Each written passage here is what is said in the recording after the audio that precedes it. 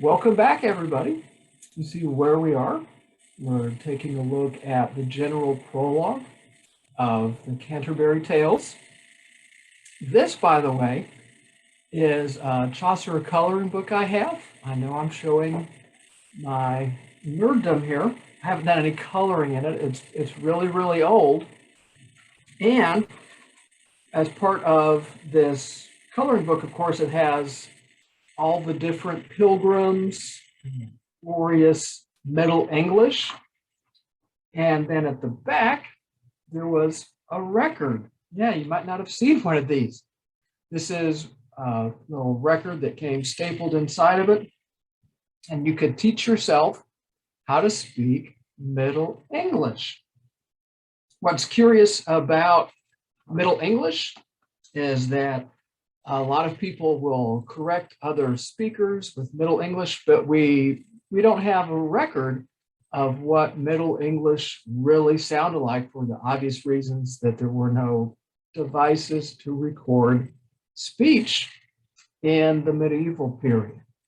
And just a quick little footnote here. I learned to speak Middle English when I was in college, and the professor that taught me was from Louisiana, right? So her accent, being from Louisiana, is a little bit different. I grew up in Alabama, so there's a lot of different things going on. So a lot of people will say, oh, you're not pronouncing this right. And the answer is, it's just gonna be okay. And our LMS, of course, there's access to the side-by-side, which a lot of people find helpful. I love Middle English. It's just like having jewels, just like diamonds and rubies. You know, that's what it's like in the mouth. So we'll kind of go through it. And you might say, well, hey, Mr. K, the side-by-side version that I'm taking a look at here is different from what you're doing. Yeah, it's okay. You know, when we're translating from Middle English to Modern English, yeah, there's different things, different ways that we can take it. So with all that said, let's jump in here to the general prologue to the Canterbury Tales. One that April with his shorter suit, the drought of March hath pressed to the root, and bathed every vein in switch liquor, of which thereto engendered is the floor. What do we see here? Well, we see the month, right? That it's April. April with a shorter suit. And this sounds like something that we're familiar with. April showers, right? Right. Soft April showers. And what happens with the April showers is that they break the drought of March. Not only break the drought of March, have pierced to the root, and bathed every vein in switch liquor, of which thereto engendered is the floor. Now, a lot of people, but in switch liquor, so what we have here, right? We have the rain showers of April showers, right? Bring May flowers, but this piercing, right? It's ending the drought of March. And it's what's happening here with the rain. It's going down to the roots of the plants, right? And bathed every vein in switch liquor. And when a lot of people, when contemporary readers, when they hear liqueur, they think of liquor. It's like, oh, the rain's liquor. Well, no. What's happening here, it's a livening, right? If we think about the seasons, when we go from winter into spring, what happens? Well, when we take a look at the landscape, right, everything is dead, right? There's no leaves on the trees. everything is brown and gray and yellow, and it's just so depressing. Then what happens in spring, right? We have rain. Rain is an archetypal symbol of fertility, water, right? For instance, when we're all born, we're born of water. Baptism, water, right?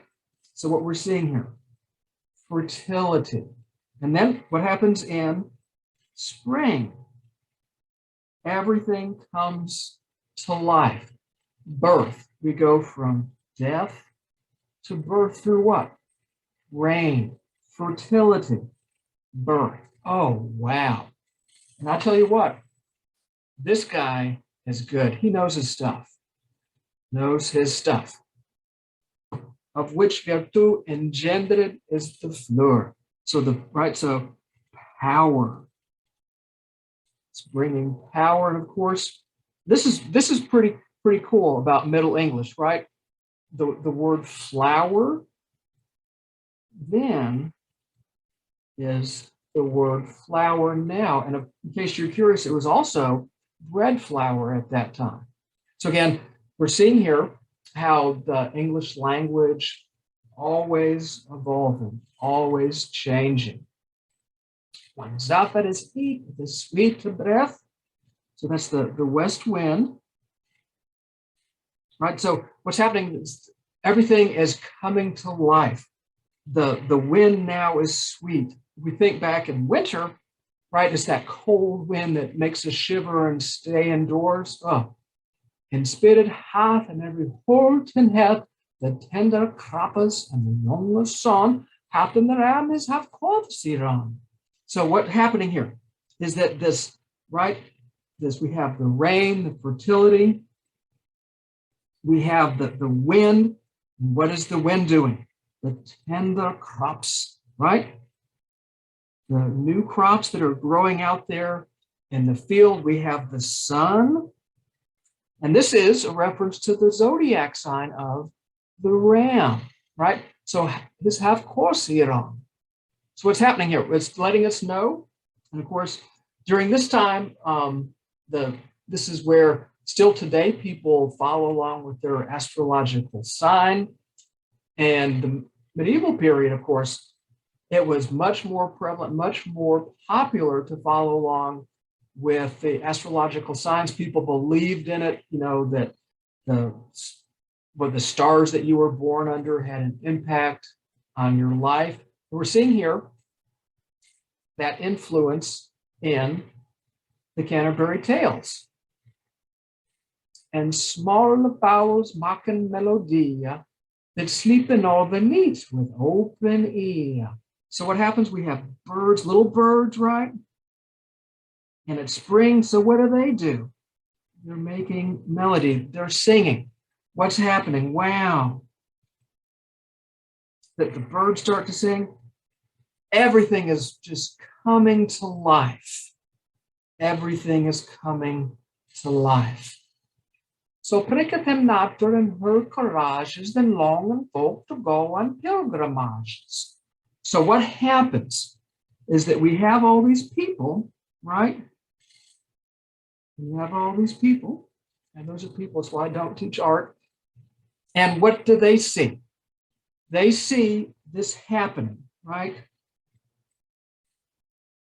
In the natural world. They see this in the natural world. And then what does it do? It pricks their heart. It gives them a little sense of heartache, a little awakening of the heart. Right? Rebirth. We've been inside all winter. We're just so sick and tired of this. So what happens? We long to go on pilgrimages. And the previous lecture, we looked and we talked about pilgrimage, right? So what happened on a pilgrimage? You would leave your house, right? You would go on this journey Remember when we talked about that? We've been talking about this, and we would go to different sites, generally a holy site, and then we would have our return. Oh, what's going on, guys? Why do we keep doing this? What are we seeing? We're seeing the presence of cycles in the natural world that are being enacted into our daily lives as Canterbury pilgrims. And Parmers for to seek and strands. Oh, that's a tongue twister there. So where do we go? Strange lands.